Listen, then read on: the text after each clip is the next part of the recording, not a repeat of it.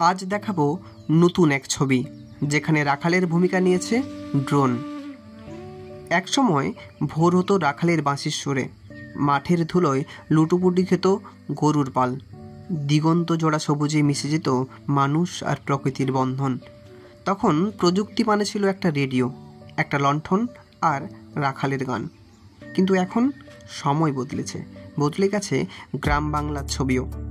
আজ আর সেই রাখাল মাঠে গরু চড়ায় না, এখন গরু চড়ায় ড্রোন প্রযুক্তি। আকাশে ভাসে ছোট্ট এক যান্ত্রিক চোখ, যে চোখ সব জানে। গরুর অবস্থান কোথায়, কে কোন দিকে যাচ্ছে, কার গলায় ঘন্টা নেই, কে পথ হারাচ্ছে। দূর থেকে একটা মোবাইল স্ক্রিনে দেখা যায় পুরো মাঠের নড়াচড়া, প্রতিটি প্রাণীর গল্প। আধুনিক কৃষিতে যুক্ত হয়েছে নতুন এক অধ্যায়, যেখানে রাখালের বাঁশির বদলে বদলে গেছে ড্রোনের গুঞ্জন আর স্ক্রিনের আলো। প্রযুক্তির এই অগ্রগতি আজ শহর ছড়িয়ে ছুঁয়ে পেড়েছে আমাদের গ্রামের জীবনের প্রতিটি কোণে। ধানের ক্ষেত, গরুর খোয়ার, এমনকি রাখালের মনও।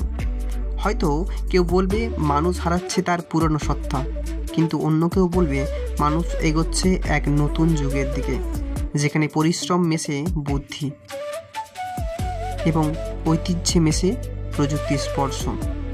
একসময় রাখাল ডাক দিত গরুর নাম ধরে, আজ ড্রোন ডাকে তাদের জিপিএস সিগন্যাল ধরে।